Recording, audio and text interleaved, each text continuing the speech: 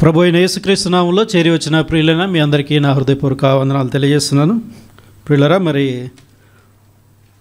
దేవుని దాసులు ఇంతవరకు చక్కటి వాక్యాన్ని యేసు ప్రభువారు సిలువలో పలికినటువంటి 4 మాటలు మనము ధ్యానం చేసుకోవడానికి దేవుడు కృపను అనుగ్రహించాడు. మరి 5-6 మాటలు మరి మనం ధ్యానం చేసుకుందాం. దానికంటే ముందుగా చిన్న ప్రార్థన. ప్రేమ నమ్మకము కలిగిన మా ప్రియ పరలోకపు తండ్రి, వందనాలు, స్తోత్రాలు. ఇంతవరకు మీరు తోడుగా ఉండి నడిపించిన నడిపింపును బట్టి వందనాలు. మీ దాసులు మాట్లాడిన ప్రతి మాటను బట్టి వందనాలు చెల్లిస్తూ ఉంటున్నాను తండ్రి.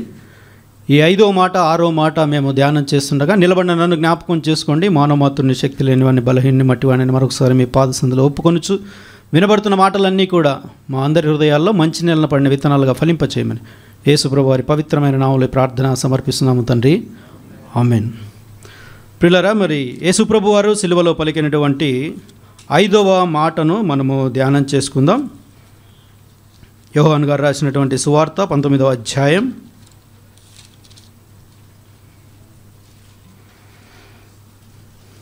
28వ వచనాన్ని మనం చదువుకుందాం. 28, 29 కూడా మనం చదువుకుందాం.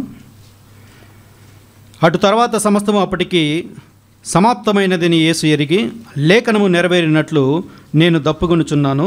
చిరకతో నిండి ఉన్న ఒక పాత్ర అక్కడ పెట్టి ఉండెను గనుక వారు ఒక స్పంజీ తీసుకొని నింపి హిస్సోపు పుడకకు తగిలించి ఆయన నోటికి అందించిరి.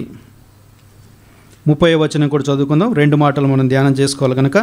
యేసు ఆ చిరక పుచ్చుకొని సమాప్తమైనదని చెప్పి తల వంచి ఆత్మను అప్పగించున్నాం. రైట్, ఈ 2 మాటలు మాత్రమే మనము ధ్యానం చేసుకుందాం. యేసు ప్రభువారు దప్పికొని ఉన్నాను అన్నారు. సాధారణంగా మనము బయటికి వెళ్ళి ఇంటికి రాగానే దప్పికేస్తుంది కదా. వెంటనే ఇంటి వారు చక్కగా వచ్చి ఒక గ్లాస్ మంచినీళ్ళు ఇస్తే మనకు తృప్తి కలుగుతుంది. కానీ యేసు ప్రభువారు రాత్రి పట్టుకున్నారు, అంతవరకు కూడా ఆయనకు పచ్చి మంచినీళ్ళు కూడా అందలేదు. ఎలాంటి పరిస్థితిలో ఉన్నాడు? పచ్చి మాంసపు ముద్దగా తయారైనటువంటి యేసుక్రీస్తు ప్రభువారికి దాహం వేయడం అన్నది అది సర్వసాధారణంగా మనకు కనబడుతూ ఉంది. ఆయన భూమి కింద ఉన్నప్పుడు దాహాన్ని తీరుస్తానని చెప్పాడు కదా. నా యొద్దకు వచ్చి వారికి నేను దాహాన్ని తీరుస్తాను అన్నాడు. ఆయన ఇప్పుడు దాహంగా ఉన్నాడు. సముద్రాలను కలగజేసినటువంటి దేవుడు, ఆకాశము నుంచి వర్షాన్ని కురిపింపగలిగినటువంటి దేవుడు, అలాంటి దేవుడు ఇప్పుడు దప్పికొని ఉన్నాను అంటున్నాడు. లేఖనము నెరవేరినట్లు అంటున్నాడు. అంటే లేఖనము నెరవేరడము కొరకు యేసు ప్రభువారు ఎంత కష్టపడుతున్నారు చూడండి. ఎందుకంటే లేఖన నెరవేర్పు అనేది ఖచ్చితంగా అది జరిగి తీరాలి. ప్రవక్తల నోట యేసును గురించినటువంటి మాట అది ఖచ్చితంగా నెరవేరాలి అని ముందుగానే ఆ నెరవేర్పు జరగడము కొరకు ప్రవక్తలందరూ కూడా ప్రవచించారు. అందులో ఒక ప్రవక్త దేవుడు చెప్పకుండా ఏది కూడా చేయడు. ప్రవక్తలకు చెప్పకుండా ఏది కూడా చేయడు. దయచేసి ఒక వచనాన్ని చదవండి. ఆమోసు గ్రంథం 3వ అధ్యాయం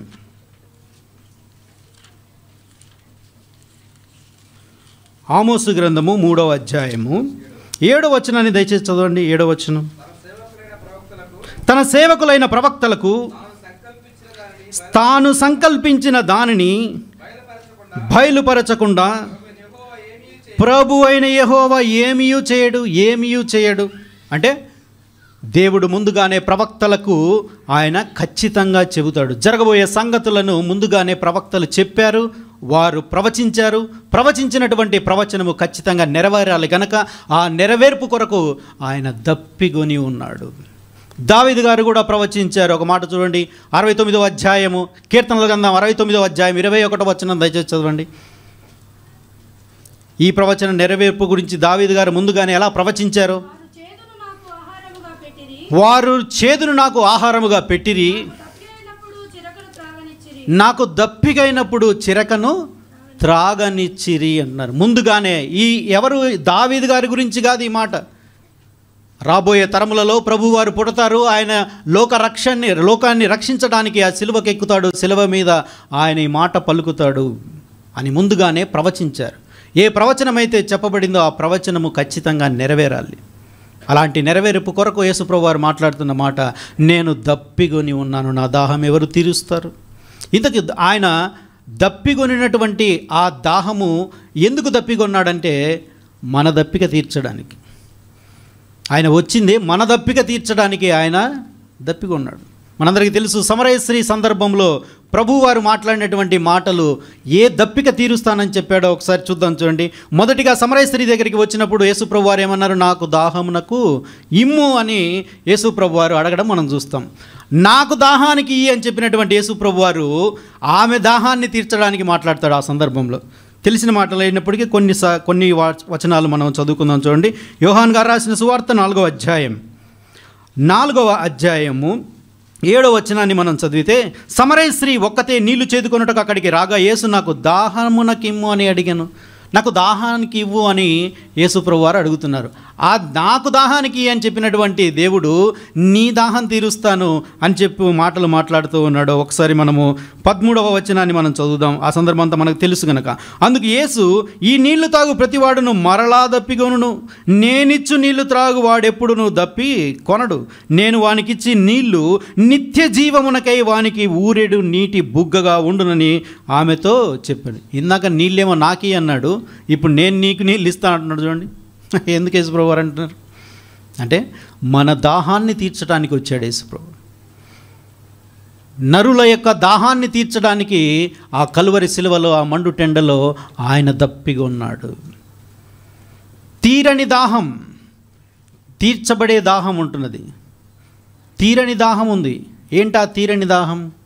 ధనవంతుడు తన ఇష్టానుసారంగా బ్రతికి పాతాళములో పాతిపెట్టబడి నరకయాతన పడుతున్నాడు. అక్కడ తీరని దాహం.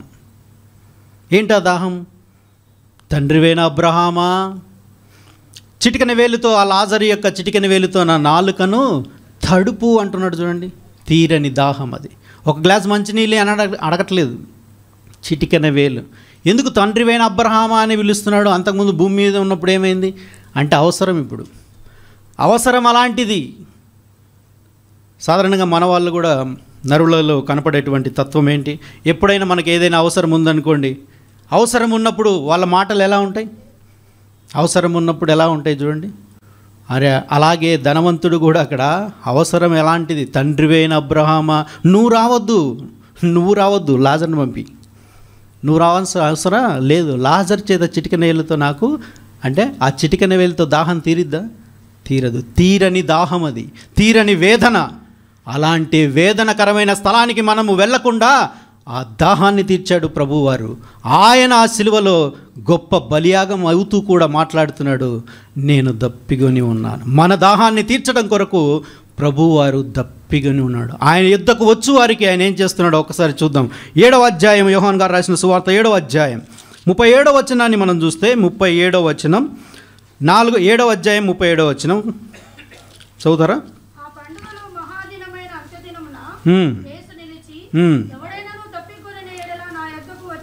ఎవడైనను దప్పికొనిన ఎడల నా యొద్దకు వచ్చి దప్పి తీర్చుకొనవలెను. నా యందు విశ్వాసముంచు వాడెవడో లేఖనము చెప్పినట్లు వాని కడుపులో నుండి జీవ జల నదులు పారునని బిగ్గరగా కేకేస్తున్నాడంట. చూసారా, ఆయన దగ్గరికి వస్తే దాహం తీరుస్తాడు. పాపము చేసి ఆ పాపాన్ని బట్టి నరకానికి వెళ్తున్నటువంటి నిన్ను రక్షించడానికి దాహం తీరుస్తున్నాడు. నిత్య జీవానికి ఆయన నడిపిస్తూ ఉంటున్నాడు. అందుకే ఆయన దప్పిగొని ఉన్నాడు. ఆయన దగ్గరికి ఎవరు వచ్చినా, ఎలాంటి వారు వచ్చినా వారందరినీ కూడా క్షమించడానికి ఆయన సిద్ధ మనసు కలిగిన దేవుడై ఉంటున్నాడు. కాబట్టి ఇంకా ప్రయాసపడి భారం మోస్తున్న సమస్త జనులారా నా యొద్దకు రండి, మీకు విశ్రాంతిని కలగజేస్తాను, మీ దప్పిక తీరుస్తాను అంటున్నాడు. అలాంటి వారు ఇంకా ఎవరైనా ఉన్నట్లయితే, ప్రభు దగ్గరికి వచ్చినట్లయితే వారి దాహాన్ని తీర్చగలిగినటువంటి దేవుడు యేసుక్రీస్తు ప్రభువు వారు. మరొక మాట చదువుకుందాం. 22వ అధ్యాయం, కీర్తనల గ్రంథం 22వ అధ్యాయం, దయచేసి 15వ వచనాన్ని కూడా చదవండి. 15వ వచనం, నా బలము ఎండిపోయి చిల్ల పెంకువలే ఆయను, నా నాలుక నా దవడను అంటుకుంటుందంట. ఆయన పరిస్థితి చూడండి ఎలా ఉందో. అంటే మన దాహాన్ని తీర్చడం కొరకు ఆయన దప్పిగొనే దవడలు ఎండిపోతూ ఉంటున్నాయి. మన దాహాన్ని తీర్చగలిగినటువంటి దేవుడికి, తీర్చిన దేవునికి మనం ఎల్లవేళలా కృతజ్ఞతాస్తుతులు చెల్లిస్తూ నిత్యము ఆయనని మనము జ్ఞాపకం చేసుకోవాలి. కేవలము ఈ గుడ్ ఫ్రైడే రోజు ఈ కేవలము 7 మాటలు కేవలము ఈ సమయంలో మనము వినడం కాదు, కానీ మన దాహాన్ని తీర్చిన దేవునికి మన జీవితాంతం కూడా మనము కృతజ్ఞత కలిగి ఉండాలి. అటువంటి గొప్ప దేవునికి మనం కృతజ్ఞత కలిగి ఉందాం. మనం కూడా అనేకుల దాహాన్ని తీర్చే విధముగా మనందరం కూడా ఉండాలి. మరి మరొక మాట, సమాప్తమైనది. 19వ అధ్యాయం 30వ వచనాన్ని మనం చూసినట్లయితే యేసు ప్రభువు వారు పలికినటువంటి ఈ 6వ మాట సమాప్తమైనది. ఏంటి సమాప్తమైంది? ఆయన ఈ లోకానికి ఎందు నిమిత్తమైతే వచ్చాడో ఆ పనిని కంప్లీట్ చేసి సమాప్తమైనది అంటున్నాడు. ఏదో నా పని అయిపోయింది. చాలాసార్లు ముసలి వాళ్ళ, ఓల్డ్ ఏజ్, ఎక్కువ ఏజ్ ఉన్న వాళ్ళ మాటల్లో మనం విన్నప్పుడు ఏం మాట్లాడుతూ ఉంటాం, అయిపోయిందిరా నా పని అంటుంటారు కదా, అయిపోయింది నా పని అంటుంటారు. అయిపోయింది కాదు ఈ మాట, విజయాన్ని సాధించి సమాప్తమైనది అంటున్నాడు. విజయ కేక ఆయన వేశాడు. అదేదో ఓడిపోయి వేసినటువంటి కేక కాదు.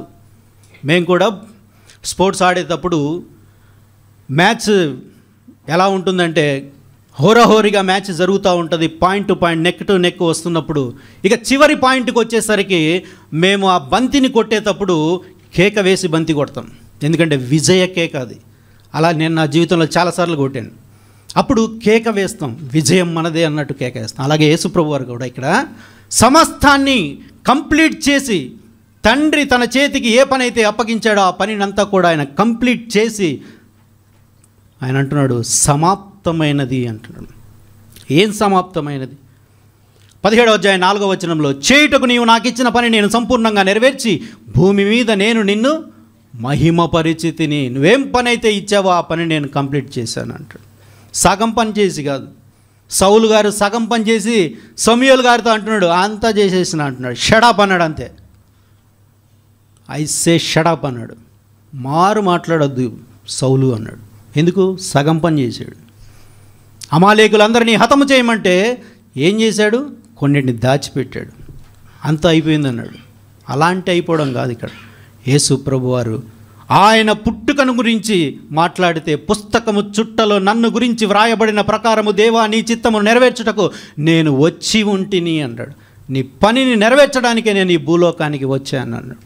ఆ సమరయ సందర్భంలో యేసు ప్రభువారు మాట్లాడుతున్నప్పుడు ఆహారం కొరకు శిష్యులందరూ కూడా బయటికి వెళ్ళినప్పుడు యేసు ప్రభువారు తనతో మాట్లాడిన సందర్భం అయిపోయిన తర్వాత శిష్యులు వచ్చి ఆహారం తీసుకొని వచ్చి, అయా భోజనానికి రండి అంటే ఆయన అన్నటువంటి మాట తెలిసిన మాట అయినప్పటికీ ఒకసారి 4వ అధ్యాయం 34వ వచనం, యోహాను గారు రాసిన సువార్త 4వ అధ్యాయం 34వ వచనాన్ని మనం చూడగలిగినట్లయితే, అందుకు యేసు, చదవండి, అందుకు యేసు వారిని చూసి నన్ను పంపిన వాని చిత్తము నెరవేర్చుటయు ఆయన పని తుదముట్టించుటయు నాకు ఆహారమైనది. ఎప్పుడు చూసినా కానీ తండ్రి పని, తండ్రి పని, తండ్రి చిత్తం, తండ్రి చిత్తమే అని చెప్పి యేసుక్రీస్తు ప్రభువారు ఆయన మాట్లాడుతూనే ఉంటాడు.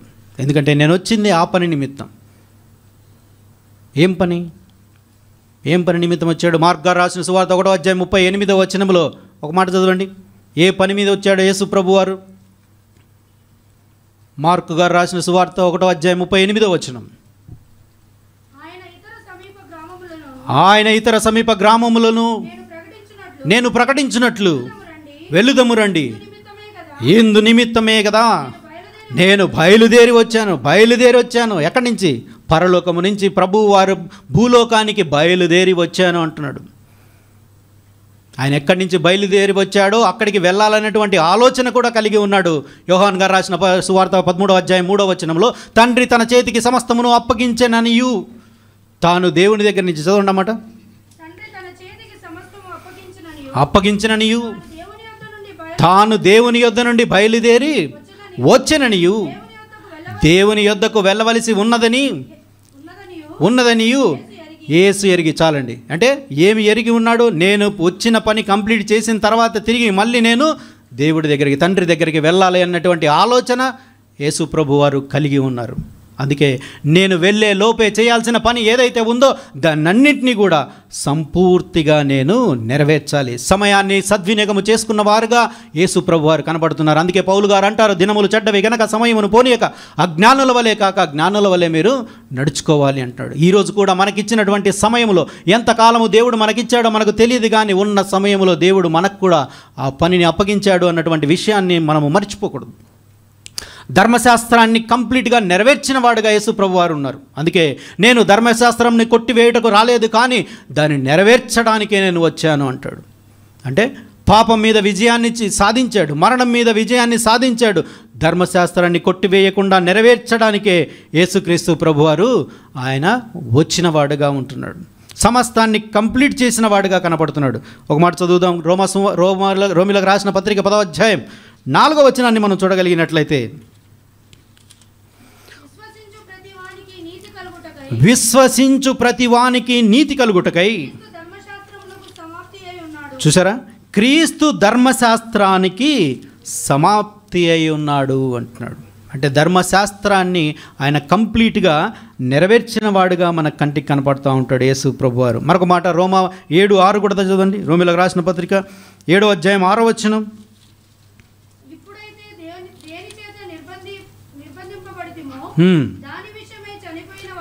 దాని విషయమై చనిపోయిన వారమై ధర్మశాస్త్రము నుండి విడుదల పొందితిమి కనుక మనము అక్షరానుసారమైన ప్రాచీన స్థితి గలవారము కనుక ఆత్మానుసారమైన నవీన స్థితి గలవారమై సేవ చేయుచున్నాము. ఆత్మానుసారమైనటువంటి స్థితి కలిగిన వారమై అంటున్నాడు. అలాంటి సేవ మనము చేయాలి. మనకు దేవుడు ఈ లోకానికి యేసు ప్రభువారిని పంపించిన తర్వాత ఆయన పని కంప్లీట్ చేసి సమాప్తము చేసేశారు. ఈరోజు మనకు కూడా ఒక పని ఉంది. ఆ పని ఏం చెప్పాడు ప్రభువారు? సర్వలోకమునకు వెళ్ళి సర్వ సృష్టికి సువార్తను ప్రకటించుడి. ఇది మన పని కదా, మన పని. ఈ పనిని మనము కన్ను మూసేలోపు ఈ పనిని మనము కంప్లీట్ చేసేవారుగా ఉండాలి. ఈ గుడ్ ఫ్రైడే దినాన ప్రభువారు కంప్లీట్ చేసి ఎలాగైతే వెళ్ళాడో మనము కూడా చివరి వరకు కూడా మన హృదయంలో ఉండవలసిన పని ఏంటంటే వంట చేయాలి, ఇంటికి వెళ్ళాలి. ఈ పని ఉంటుంది ఎప్పుడు కూడా. ఆ పని చచ్చేంత వరకు ఉంటుంది. అలాగే దేవుడి పని కూడా మరణించేంత వరకు కూడా ఆ పని మీద మన కాన్సన్ట్రేషన్ ఉండాలి. దేవుడి వాక్యం దీవించునుగా.